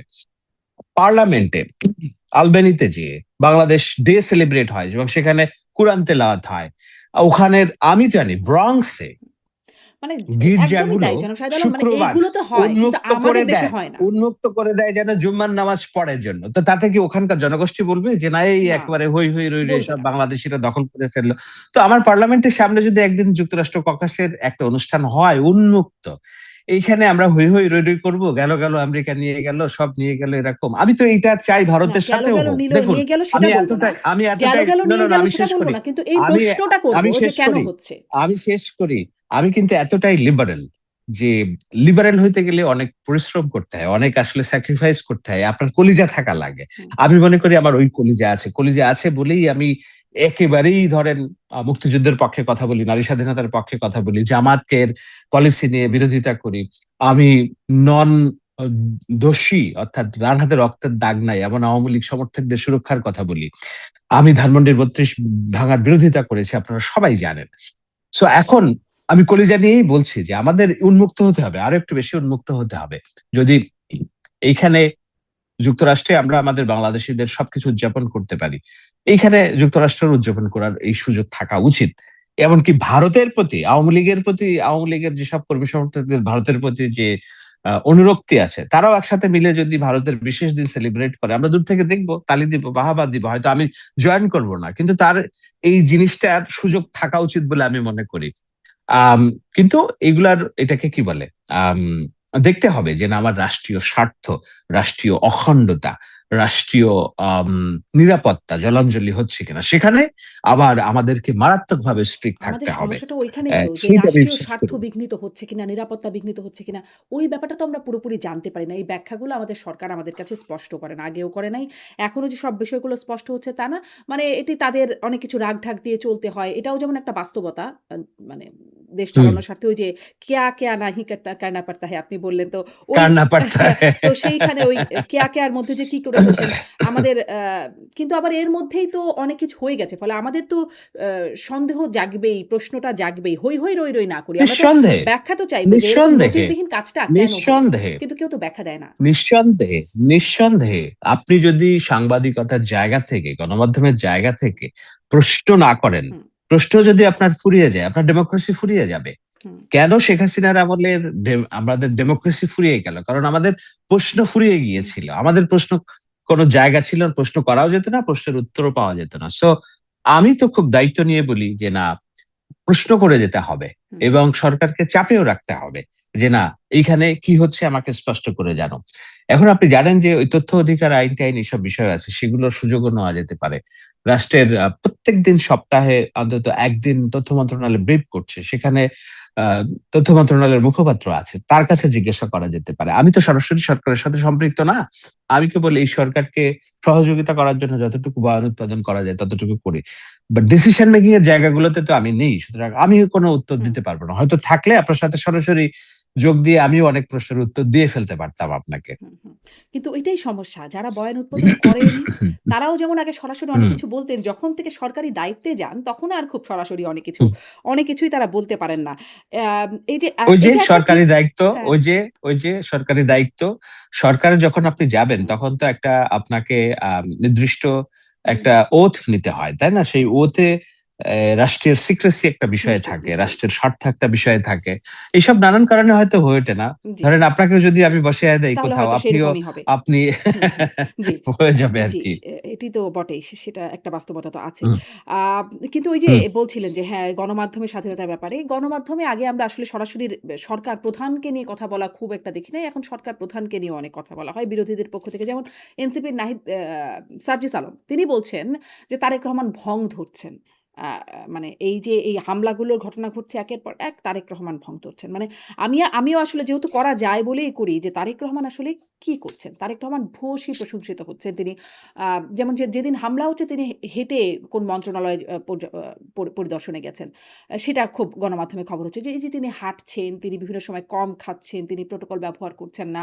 তিনি রাস্তায় সেলফি তুলছেন সাধারণ নাগরিকদের সাথে, তিনি স্কুলের বাচ্চাদের সাথে কথা বলছেন, গাছের চারা লাগাচ্ছেন, ইত্যাদি ঘটনা ঘটছেন, কখনো সিনেমা দেখছেন। কিন্তু আসলে কাজের জায়গাটা কি হচ্ছে আপনার কাছে একটু স্পষ্ট হতে চাই। তিনি কি একটু শুভেচ্ছা দূত আ আ টাইপের একটা রোলে আছেন বা মোটিভেশনাল স্পিকার এরকম একটা আ রোলে আমরা তাকে দেখছি? এখন বিষয়টা হলো যে মাত্র ৫ মাস হলো সরকারের। আ হি ইনহেরিটেড উইথ আ মানে বিয়ন্ড ইমাজিনেশনস নেগেটিভিটি নিয়ে। আম ১৭ বছর ধরে তার যে চরিত্র হনন করা হয়েছে, তাকে মাফিয়া বস হিসেবে ট্রিট করা হয়েছে। তাকে দুর্নীতিবাজ হিসেবে ট্রিট করা ১৭ হয়েছে। বছর বলছেন কেন? এমনকি তা তার শাসনামলে মানে বিএনপি শাসনামলেও তো তখন হাওয়া ভবন নিয়ে তো ১ম আমরা বিএনপি শাসনামল থেকেই শুরু করলাম, জানতে শুরু করলাম। আমি এটা বলেছি। তখন তো সরকার অ্যালাউ করত এই হুম, হুম, হুম। সমালোচনাগুলো। তখন একদম। নিপীড়ন ছিল না। তখন শিশির কার্টুন তৈরি পারত না। করত সে তারেক রহমানের নামে। তারপরে শেখ হাসিনা ১৭ বছরে আর কার্টুন তৈরি করতে পারে বন্ধ নাই। হয়ে সো গেল। আমি বলছি হুম, ১৭ বছর তো ছিল। এর আগেও ধরেন আরো ৫-৭ বছর। তো প্রায় ২৩ বছরের একটা বিরামহীন প্রচারণায় তার যে চরিত্র নির্মাণ করা হয়েছিল আম একজন ভিলেন হিসেবে। তো ক্ষমতা গ্রহণের পরেও দেখা গেল যে তাকে নিয়ে এইসব কথাবার্তা বলা শুরু করলো এনসিপি এবং জামায়াতে ইসলামও। ওই কনফিডেন্সটা অনেকেই পাচ্ছিলেন না। আমি গত সপ্তাহে একটা ভিডিও দেখছিলাম। একজন মার্কিন যুক্তরাষ্ট্র থেকে আসছেন বাংলাদেশী মানুষ। তিনি বাজার করছেন এবং বলছেন, "দেখেন এখানে আমি যে পটল কিনছি, আমি যে মাছ কিনছি, এটা আমার কোনোভাবেই মনে হচ্ছে না যে বেশি, বরঞ্চ অনেক কম মনে হুম, হচ্ছে।"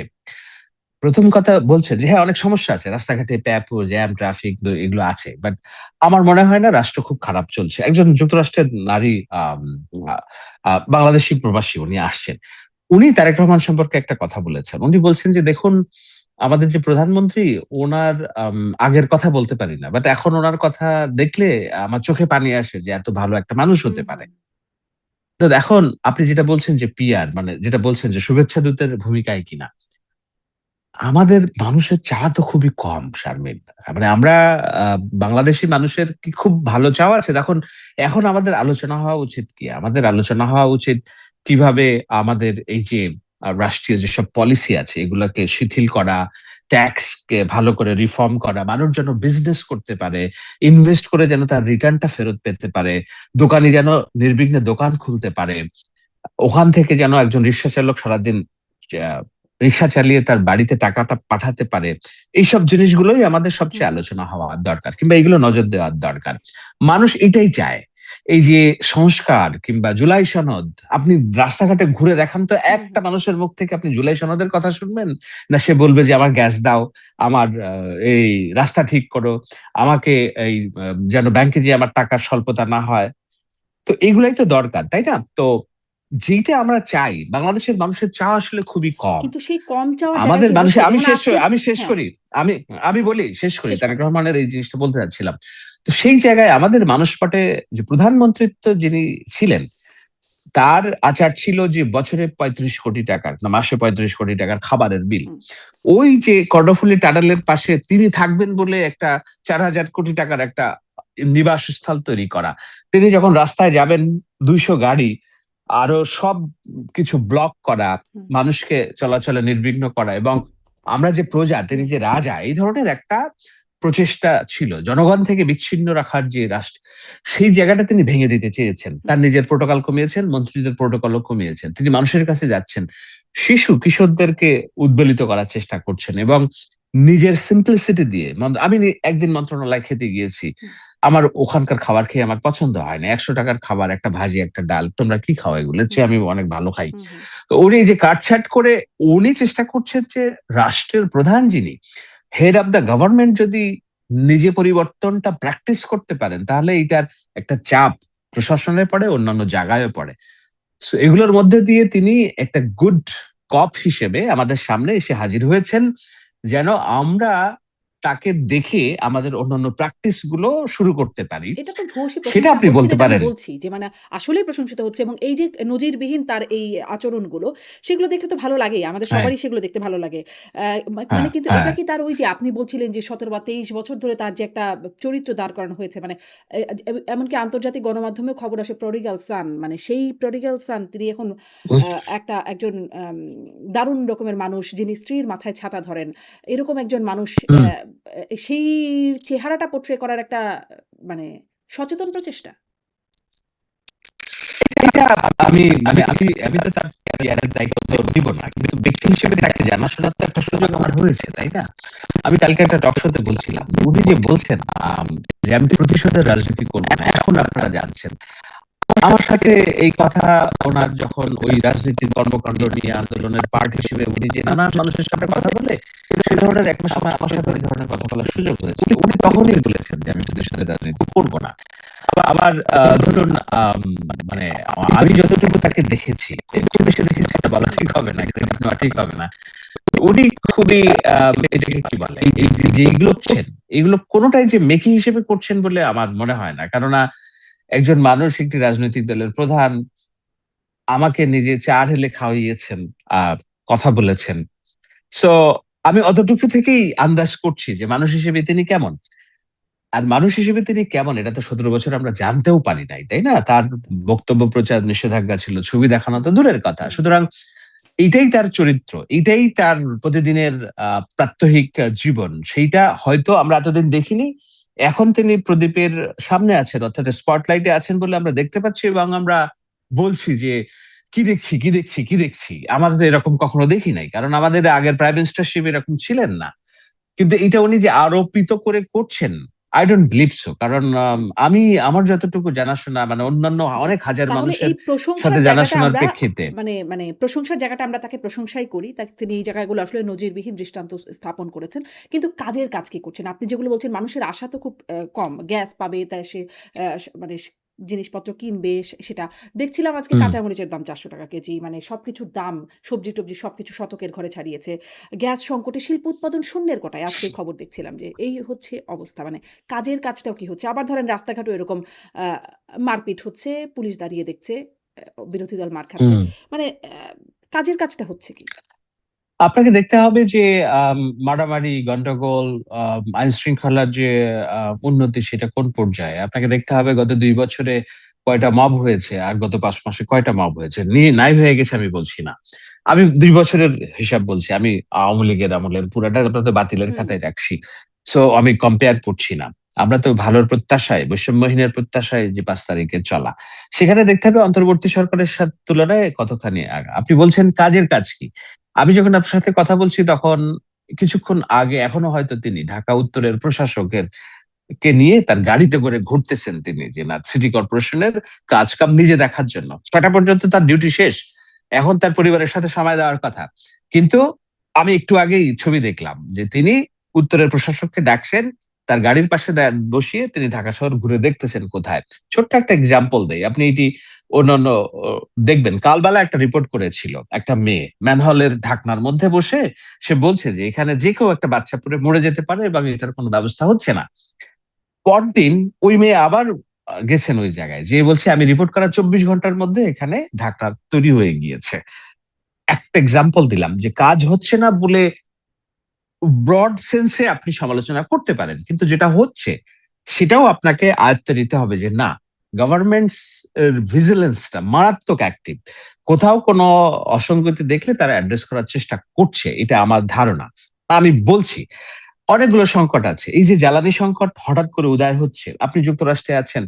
কত আম ডলার করে আপনি গ্যালনের তেল কিনেন যেটা ৫ মাস আগে কত গ্যালনে অনেক আপনি বেড়েছে। ক্যালিফোর্নিয়াতে আছেন তো আম সম্ভবত ক্যালিফোর্নিয়া অথবা সিয়াটলে আছেন। আমি নিউ ইয়র্কের কথা বলছি।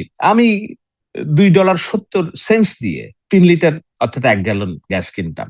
আমি গত ২ মাসে কোনদিন $4.80 এর নিচে পাই নাই। অর্থাৎ ডাবল। তো বাংলাদেশেও তো এইটা এমন না যে কাতার চাইলাম আর আমাকে এলএনজি দিল, তাই না? কাতার বলেই দিয়েছে যে আমরা কয়েকটা দেশকে দিতেই পারবো না। এমনকি যদি তারা আজকেও প্রোডাকশন শুরু করে, অর্থাৎ হুম। কোনো যদি নতুন হামলা নাও হয় তবুও তাদের আগের প্রোডাকশনে ফিরতে 6 বছর সময় লাগবে। তো যুক্তরাষ্ট্রের মতো মহাক্ষমতাধর দেশ, তারা গ্যাস পাচ্ছে না, তাদের ফুয়েলের ক্রাইসিস, মানুষের না বিশ্বাস উঠছে। সেইখানে বাংলাদেশ তো ম্যানেজ করছে। কালকে দেখলাম যে মালয়েশিয়ার প্রধানমন্ত্রীর কাছে উনি বলেছেন যে কেমনে আমাকে একটু সামগ্রিকভাবে এই জিনিসটা দেবেন। আমার ধারণা হয়তো ভারতেও যখন এই আম, আহ, বৈঠকের বিষয় হচ্ছে, হয়তো গভর্নমেন্ট এটিও চেষ্টা করছে ভারত থেকে কিভাবে এটি, আমি অ্যাজিউম করছি, আমি নট শিওর। উনি বসে আছেন এটি বলার আমি মনে হয় না, এটা বলার তার প্রতি ইনজাস্টিস হবে বলে আমার মনে হয়। তবে আমাদের চাওয়া তো অনেক। আমরা যখন একজন রাষ্ট্রপ্রধান নির্বাচন করি, সরকার প্রধান, আমরা মনে করি যে একটা সুপারম্যান আমাদের নির্বাচন করছি এবং আমাদের সব সমস্যার সমাধান করে দিবেন। 18 কোটি মানুষের দেশ, আমাদের নুনান্তে পান্তা ফোড়ায়। ওই যে আমি বলছি, সংসারের প্রধান হলে কেয়া না কেয়া কান্না পাড়তা হে। উনি গিয়েছেন, চীনে গিয়েছেন, মালয়েশিয়া গিয়েছেন, হয়তো এখন ভারতেও যাবেন।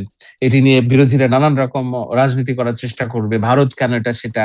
কিন্তু উনি তো পাকিস্তানের সাথেও সম্পর্ক রেখেছেন, তাই না? পাকিস্তানের লোকজন আসছে, বসছে। আচ্ছা, মাঝখান থেকে এটা একটু জিজ্ঞেস সুতরাং করি, এই যে একটু কেয়া না জিজ্ঞাসা কেয়া করি। পাড়না কান্না। হ্যাঁ, এই হ্যাঁ, কেয়া না বলেন কেয়া কেন বলেন। করতে হয় মানে বিরোধীদেরকে গুরুত্ব দিতে বা তাদের সমালোচনাকে একটু গুরুত্ব দিয়েই কি ভারতে যাওয়াটাকে একটু মানে মানে দেরি করছেন তিনি? ভারতে যেতে দেরি করছেন আসলে কি, কি বিষয় মাথায় নিয়ে? কেন? না, ভারতে কেন আমার এত তাড়াতাড়ি যেতে হবে? এটা একটা প্রশ্ন। Why? Hmm, Is India giving us any financial benefit, or they are taking more, whatever they're giving us? Hmm. It's historical. They takes আচ্ছা, more. ধরেন আমরা তাদের সাথে যখন আমাদের বাড়ির না, আমাদের ভারতের সাথে ভারতের পররাষ্ট্র সাথে বিষয়ক উপদেষ্টার আমাকে কথা বুঝতে শুনছিলাম যে তিনি বলছিলেন যে আ যখন পরিস্থিতি হবে বা মানে আমার ঠিক এক্সাক্টলি কোট করতে পারছি না যে তিনি বলছিলেন যে পরিস্থিতি যখন যখন সময় হবে তখন যাবেন সহায়ক উনি। হবে। মানে হ্যাঁ, সহায়কটা কেন হ্যাঁ। হচ্ছে না? সহায়ক মধ্যে একটা মানে প্রশ্নবোধক জাগে যে সহায়কটা কেন হচ্ছে না পরিস্থিতি? এখন অনেকগুলো বিষয় আছে। যেমন আছে এখানে ২টি, রাজনৈতিক এবং অর্থনৈতিক ২টি বিষয়। হ্যাঁ?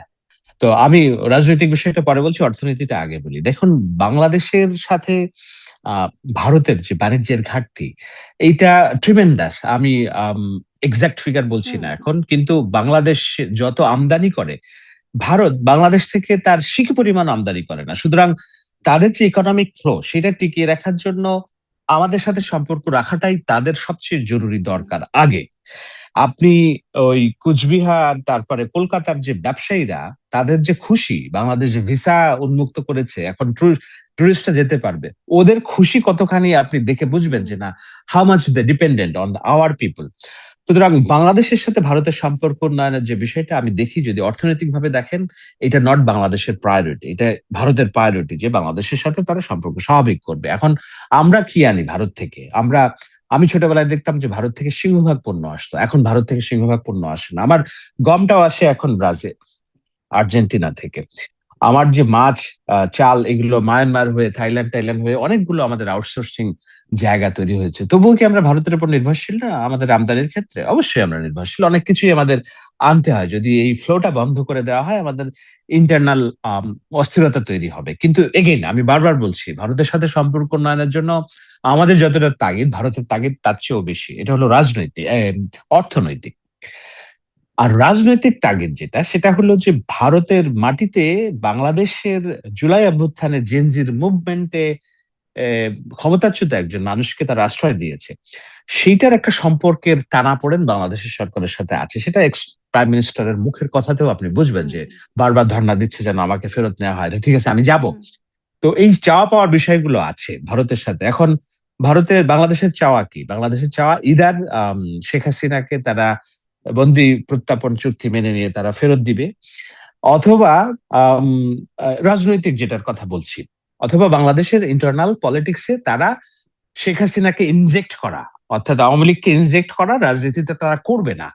বিনিময়ে বাংলাদেশ, এটা হচ্ছে বাংলাদেশের চাওয়া। ওই যে ভারত যে চায় বাংলাদেশের সাথে বিজনেস করতে, আর বাংলাদেশ চায় যে আমার পলিটিক্যাল বিষয়ে তুমি ইন্টারফেয়ার করবো না। I have people, hmm, I have economic source, other war. আমার চীন আছে, যুক্তরাষ্ট্র আছে, আমার আহ, আহ, আরব দেশগুলো আছে। আমি বিজনেস করবো এখান থেকে, আমার মানি মেক করবো হুম, এখান থেকে। তুমি যেহেতু আমার কাছ থেকে মানি মেক করবা, সো আমার ইন্টারনাল রাজনীতিতে তুমি হস্তক্ষেপ করবো না। আমার বোঝানোর চেষ্টা করছি যে এই যে পরিস্থিতি সহায়ক বলতে যেটা সরকার বোঝাচ্ছে, হয়তো এইসব বিষয়গুলো এখানে অন্তর্ভুক্ত। সেই জায়গাগুলো কতখানি জট ছড়াবে সেটি নিশ্চিত হয়েই হয়তো তারেক রহমান যেতে চাচ্ছেন। হুম। এইখানে তাড়াহুড়োর কিছু আছে বলে এখন আমার ধরেন মনে শেখ হয় না। হাসিনা তবে ফিরতে চাচ্ছেন। শেখ হাসিনা যে বলছেন বারবার তিনি ডিসেম্বরের মধ্যে ফিরে আসতে চান। মানে এখানে আসলে হুম। সরকার কি করবেন? যেহেতু এটা একটা সমস্যার কারণ। আমাদের রাজনীতিতে অস্থিতিশীলতা একটা তৈরি করছে যে তিনি ফিরবো বলছেন। তো এখানে আসলে সরকার এখন কি করবেন? তিনি এখন নিজেই যদি ফিরতে চান তো?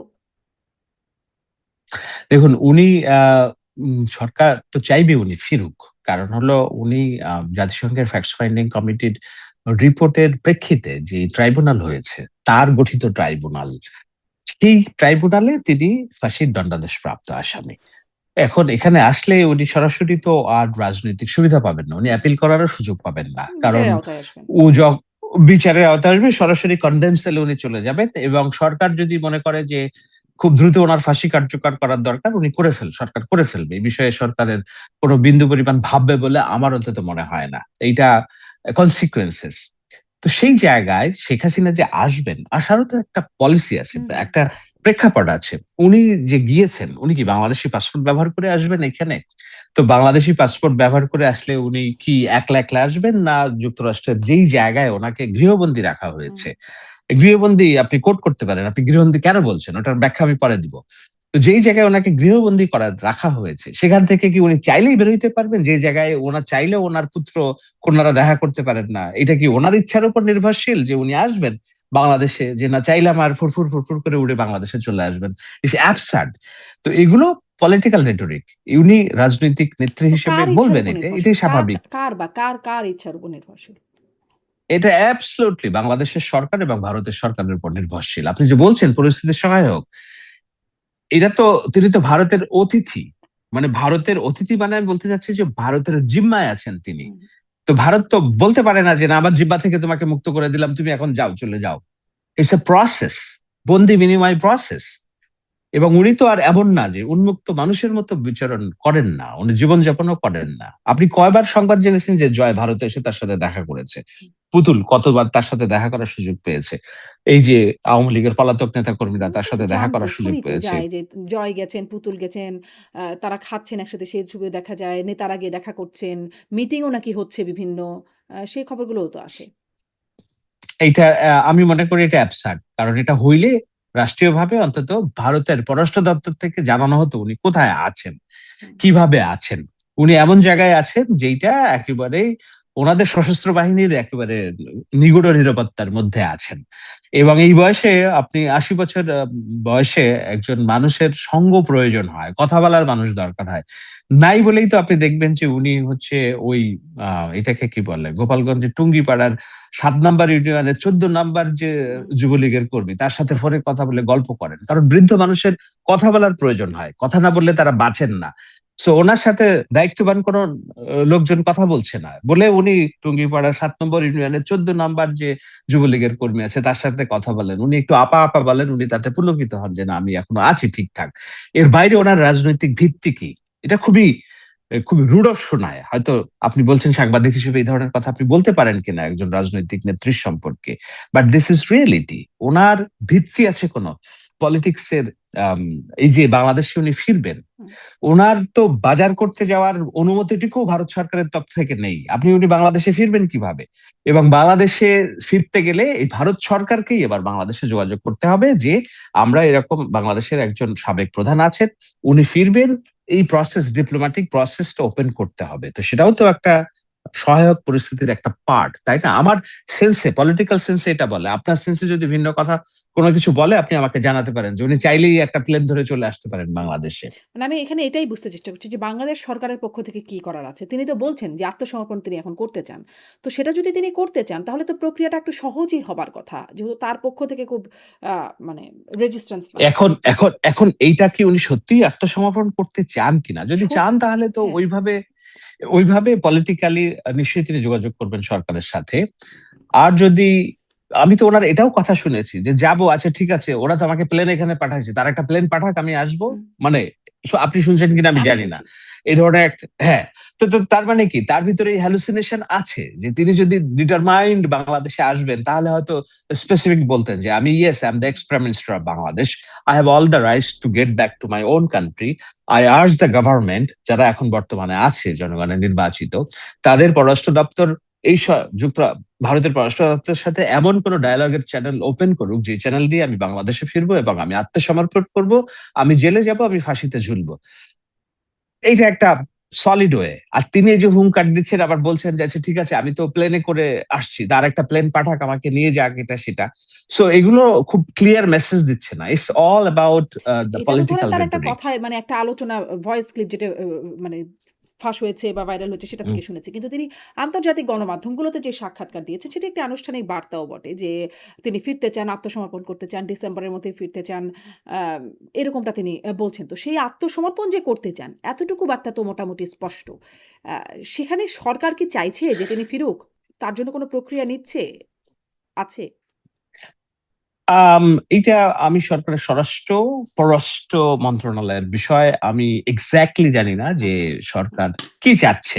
কিন্তু উনি যদি এসে পড়ে যদি ধরেন ভারত সরকারের সাথে যে না, আমি এই দেশে আর থাকবো না, আমি বাংলাদেশে যাব, তখন ভারতীয় সরকারের পররাষ্ট্র মন্ত্রণালয় বাংলাদেশের পররাষ্ট্র মন্ত্রণালয়ে যোগাযোগ করবে যে আপনাদের দেশের একজন ক্ষমতাচ্যুত প্রধানমন্ত্রী এই দেশে যে আছেন, উনি দেশে ব্যাক করতে চান, এখন আমরাও আপারও ওনাকে এই জায়গায় রাখতে, সো আপনারা এই প্রসেসটা ওপেন করেন। তখন বাংলাদেশ হয়তো শর্ত দিবে যে ঠিক আছে, আমরা তাকে ফেরত নিব, কিন্তু তার বিচার প্রক্রিয়া নিয়ে তোমরা নাক গলাবা না। এইটা আমরা will deal with the international community, কিন্তু তোমরা এখন নাক তো নাক গলাবা না। গলাচ্ছে বিভিন্ন। সো ধরেন ভারতের কথা বাদই দিলাম। হিউম্যান রাইটস ওয়াচ তারা বলছে যে ফেয়ার ট্রায়াল হচ্ছে না, ডিউ প্রসেস মানা হচ্ছে না। আন্তর্জাতিক অপরাধ ট্রাইব্যুনালের কথাই তারা বলছে। মানে এটা আগেও তারা বলেছে যখন যুদ্ধাপরাধীদের বিচার করা হয়েছে তখনও তারা বলেছে ফেয়ার ট্রায়াল, ডিউ প্রসেস হচ্ছে না। এখনো তারা বলছে যে ফেয়ার ট্রায়াল হচ্ছে না। মানে তারা তো আসলে এই মানে আমি ভারতের কথা বলছি না। আন্তর্জাতিক কমিউনিটি তো এই বিষয় নিয়ে বলে নাক তো গলায়। হ্যাঁ, তো বলে এখন ওই জায়গাগুলোতে তার এইসব ইন্টারন্যাশনাল লবিগুলো তার স্ট্রং করতে হবে। দেখুন, অধিকার কেউ কাউকে দেয় না, অধিকার আদায় করে নিতে হয়। শেখ হাসিনা আমাদের গণতান্ত্রিক শাসন ব্যবস্থা চাওয়া এমনি দেন নাই, আমাদেরকে আদায় করে নিতে হয়েছে। আমাদেরকে বলতে বলতে আমরা যারা কাজ করেছি, আমি তো আর সরকার না, বাট সরকারে যারা আছে তারা আদায় করে নিয়েছে। এখন এই বিচার যদি ফেয়ার না হয়, আমরা অবশ্যই ফেয়ার ট্রায়ালটা চাই, অর্থাৎ ফেয়ার ট্রায়াল, এই ট্রায়াল নিয়ে যেন কোনো প্রশ্ন না উঠে, সেটা আমাদের সর্বাগ্রে চাওয়া। তো এখন আমার কাছে তো সবচেয়ে বড় প্রমাণ তো আছেই যে উনি বাই হারসেলফ অর্ডার করছে যে এখন থেকে সরাসরি লেথাল ওয়েপন ব্যবহার করবা, আমি হেলিকপ্টার বলে দিয়েছি, হেলিকপ্টার থেকে গুলি করবা। এটা জাতিসংঘের fact finding committee prove, BBC তার ফরেন্সিক রিপোর্ট দিয়ে প্রুভ হুম। করেছে যে order by Sheikh Hasina. So আপনি আর কোথায় তার দোষটাকে আপনি লুকাতে পারবেন, তাই না? এখন যদি বলেন যে অল আর মেকি কিন্তু ট্রায়াল ধরেন হচ্ছে, এটা তো আমার আমরা এসব কিছু শুনেছি। বলি এই নাই। মানে হুম, মানে ফোন আলাপটা আমরা সবাই শুনেছি। কিন্তু এটা তো আদালতে হুম। প্রমাণ হতে হবে। মানে ডিউ প্রসেস বলে একটা ফেয়ার ট্রায়াল এর যে বিষয়টা আছে। আমরা জানি, আমরা এরকমভাবে অনেক কিছুই জানি। কিন্তু তার জন্য তার উপরে কিছু হয়ে যায় না। যা হয় সেটি আদালতের মাধ্যমে হয়। তো সেখানে যদি এখন এরা প্রশ্ন তুলছে, এর কি কোনো প্রভাব আছে? ধরেন হিউম্যান রাইটস ওয়াচ বা আন্তর্জাতিক সংস্থাগুলো বিভিন্ন সংস্থা প্রশ্ন তুলছে এই ফেয়ার ট্রায়ালে। এই প্রশ্ন তো তুলতেই হবে। ভলকার দেখুন, দুঃখিত নেতা কি নেতা যেন? ডেভিড বার্গুর। নেতানিয়াহুর মতো, হ্যাঁ, নেতানিয়াহুর মতো একজন এই যে, মানে হিউম্যান কিলার, মানে ম্যাস স্লটার, উনি যুক্তরাষ্ট্রে যাবেন। যুক্তরাষ্ট্রের নিউ ইয়র্কের মেয়র বলছে যে হি শুড বি অ্যারেস্টেড, আমার এই পাওয়ার নাই তাকে অ্যারেস্ট করার। তো এখন পাওয়ার নাই, কিন্তু তার মুখটা তো তিনি চালু রেখেছেন, এই যে বয়ান তৈরি করা, ন্যারেটিভ তৈরি করা এবং সোশ্যাল প্রেসার তৈরি করা। শেখ হাসিনার বিচার প্রক্রিয়া নিয়ে যদি এত প্রমাণের পরেও যদি মনে হয় যে না, ট্রায়ালটা ফেয়ার হচ্ছে না, তাহলে তারা ওই লিগ্যাল প্রসেস গুলো ওপেন করতে পারে, তারা ইন্টারন্যাশনাল যে হেগ, ওখানে অ্যাপ্লাই করতে পারে, জাতিসংঘকে অ্যাপিল করতে পারে যে আপনি এখানে ইন্টারভেন করেন। তো জাতিসংঘের কাছে তারা যেটা আবেদন করেছে, জাতিসংঘ তো সেটা ডিনাই করেছে আমি যতদূর জানি। ইউরোপীয় ইউনিয়নের কাছে বলতে পারে, ভারত রাষ্ট্রকে তারা চাপ দিতে পারে বাংলাদেশকে হুম। চাপ দেওয়ার জন্য, যুক্তরাষ্ট্রকে দিয়ে চাপ দেওয়াতে পারে যে না, এখানে একটা ফেয়ার ট্রায়াল দরকার।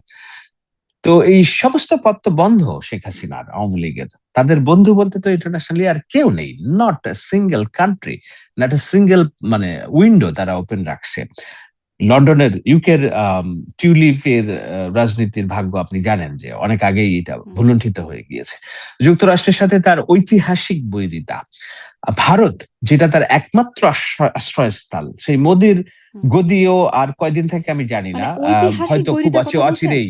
ঐতিহাসিক বৈরিতা তো আসলে রাষ্ট্রের ক্ষেত্রে থাকে না বা দলের ক্ষেত্রে থাকে না। তারেক রহমানের ক্ষেত্রেও যুক্তরাষ্ট্রের একটা নিষেধাজ্ঞা ছিল। মানে একটা তার বার্তায় WikiLeaks এ যেটা ফাঁস হলো যে তাকে যেন যুক্তরাষ্ট্রের তাকে নিষেধ করা হয় এরকম একটা বার্তা ছিল।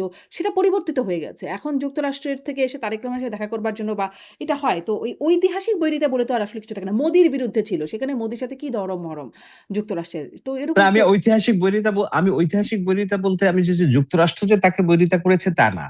আমি বলছি যে শেখ হাসিনার বৈরিতা ছিল যুক্তরাষ্ট্রের সাথে। জাহাঙ্গীর কবির নানকের দলবল তখনকার বার্লিকাট অ্যাম্বাসেডরকে ধাওয়া করছে, গাড়ি হুম, ভাঙছে, হুম, তুড়ি মেরে উড়িয়ে দিয়েছে যে যুক্তরাষ্ট্র কিসের এটা, আমরা হুম। দরকার নাই আমাদের এটা। আমি বলছি যে বৈরিতিটা যুক্তরাষ্ট্রের ছিল না, তারা তো বারবারই চেয়েছে যে এই সরকারের সাথে কাজ করতে, আওয়ামী লীগের সরকারের সাথে কাজ করতে। আপনি কি ভুলে গিয়েছেন যে 24 তারিখ, 5ই আগস্ট, দুঃখিত, 24-এর যে নির্বাচন হলো, ওই নির্বাচনের পর আগে তারা বললো যে আমরা ভিসা নীতি কার্যকর করব নির্বাচন ফেয়ার না হলে, অথচ তারা নির্বাচনের 3 দিন 5 দিন পরে আমি দেখলাম যে শামীম ওসমান আমেরিকায়, স্বরাষ্ট্রমন্ত্রী আমেরিকায়। তো কাউকে তো ভিসা নীতি তারা প্রয়োগ করে নাই, বরঞ্চ তারা নাকে খত দিয়ে বলছে আছে আমরা এই সরকারের সাথে কাজ করব। ওকে, নির্বাচন ফেয়ার হয়নি আমরা বলছি, বাট আমরা কাজ করবো এই গভর্নমেন্টের সাথে। তার মানে কি আমি বৈরিতা বলছি? কি যুক্তরাষ্ট্রের বৈরিতা ছিল শেখ হাসিনার সাথে, না শেখ হাসিনা বৈরী পরিবেশ তৈরি করে রেখেছিলেন যুক্তরাষ্ট্রের সাথে? আমি ওইটা উদাহরণ দিয়ে বলছি যে হুম, যুক্তরাষ্ট্র যে তার পক্ষে দাঁড়াবে এখন, সেই রাজনীতি তো তিনি করেন নাই।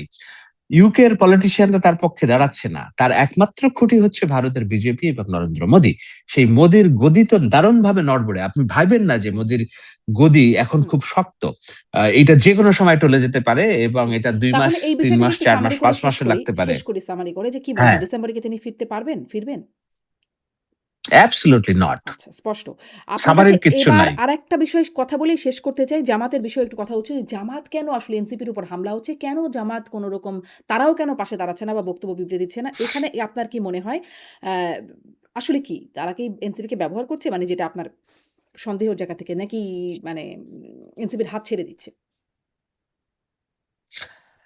এইটা নিয়ে আম ইন্টারনাল অনেক আলাপ আলোচনা আছে এবং ইন্টারনাল অনেক ট্রায়াল অ্যান্ড রান আছে।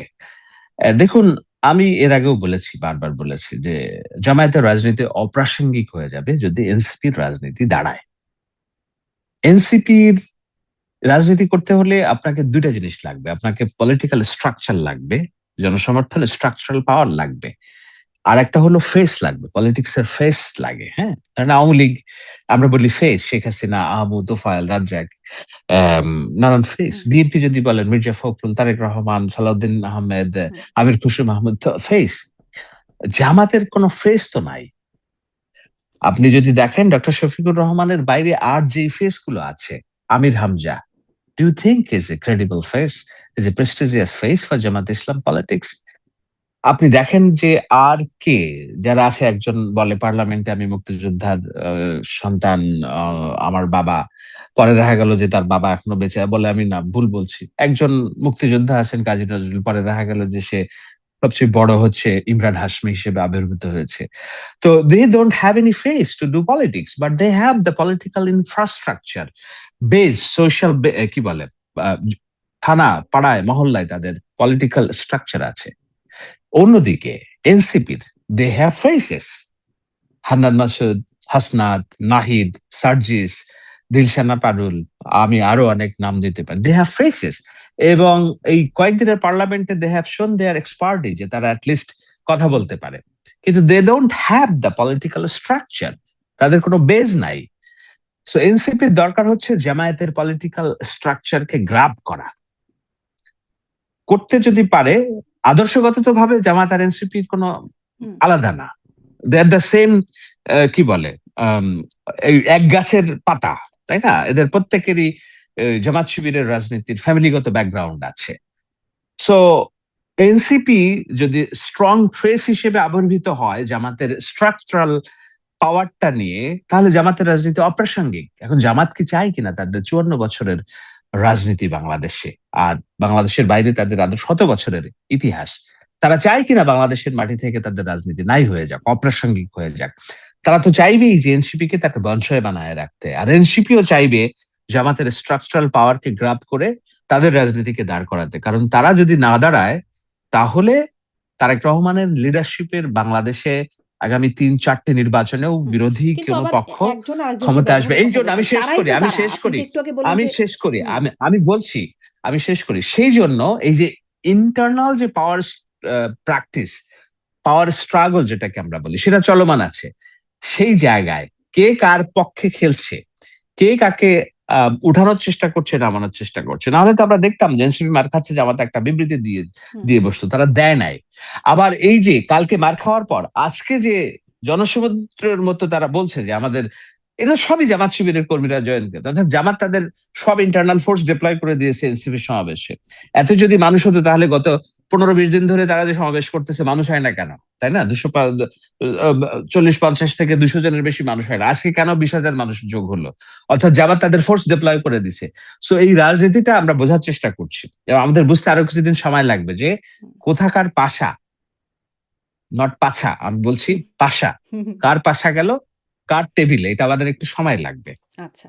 এটা বুঝতে সময় লাগবে। এটাও একটু বোঝার চেষ্টা করি যে আপনি গাজী নজরুল ইসলামের কথা বললেন। তার ভিডিও ভাইরাল হলো। ইমরান হাশমি বলছেন তাকে। এরকম জামাতের অনেকের কথাই এখন উপরে, উপরে চলে আসছে। দেখলাম যে আ আ ধর্ষণ ও ভ্রূণ নষ্টের অভিযোগে যুব জামায়াত নেতার বিরুদ্ধে মামলা হয়েছে।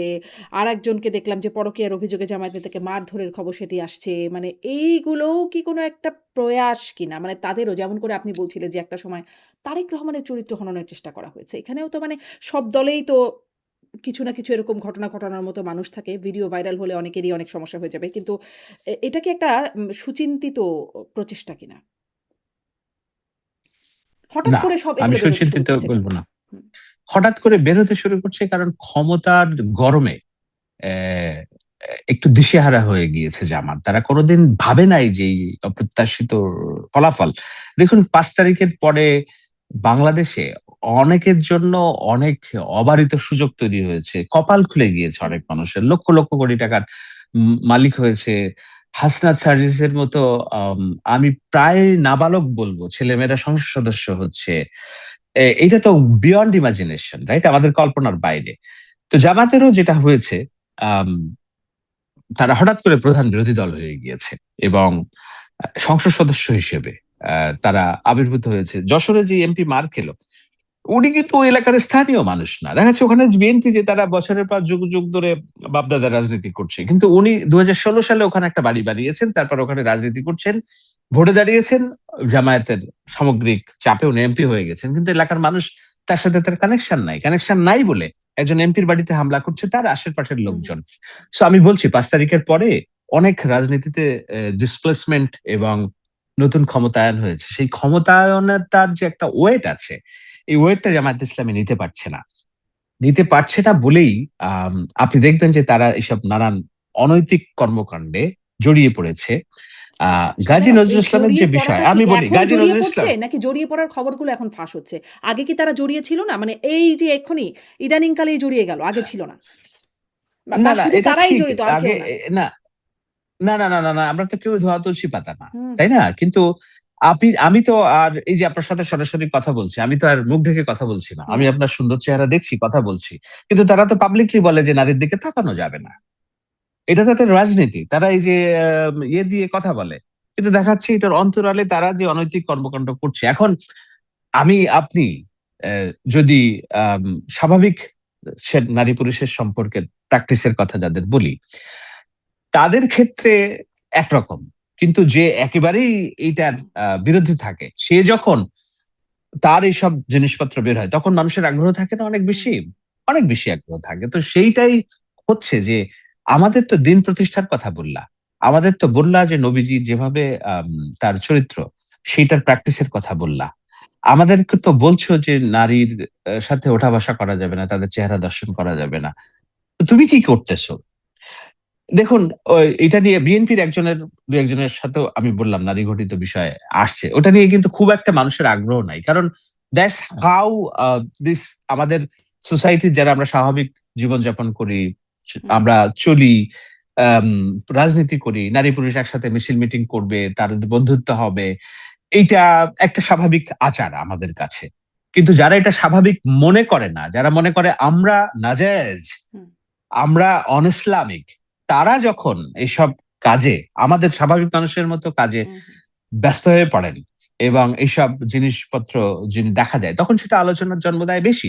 এখন আমি কি এটা সমর্থন করছি কিনা, আমি এটা উৎসাহ দিচ্ছি কিনা, আম- আমি খুব ঘোর এগেনস্টে এই ধরনের মানুষের প্রাইভেসিকে সামনে এনে আনা এবং নারী ঘটিত বিষয়গুলোকে ভিডিও করা, হুম। এটা ওটা করা, আমি খুবই মানে প্রাইভেসির সুস্পষ্ট লঙ্ঘন। কিন্তু আপনি যখন ল মেকার তখন এটা টপ নিউজ, এইটা তখন আর স্বাভাবিক প্রাইভেসির মধ্যে পড়ে না, এখন পার্ট অফ জবাবদিহিতার মধ্যে পড়ে। ওই যে আলি ফ্রাঙ্কেন, আপনি যুক্তরাষ্ট্রের খুবই প্রভাবশালী ডেমোক্রেট সিনেটর, হুম। ওনার হতে পারতো যে উনি মাইনরিটির লিডার, কিন্তু শুধুমাত্র ওই যে মি টু আন্দোলনের কারণে ওনার নারীর বিষয়ে পড়লো, পরে দেখা গেল উনি পুরো একদম দিক থেকে হারিয়ে গেলেন। বিল অর্থাৎ ক্লিনটন থেকে কিন্তু ট্রাম্প সবাই আমেরিকায় কি, আসলে হ্যাঁ, এইখানেই হ্যাঁ, নড়ে যায়। কিন্তু আমেরিকা কি ফ্রি সেক্সের দেশ না? মানুষের হুম। সেক্সুয়াল বিহেভিয়ারে কি কোনো বার আছে?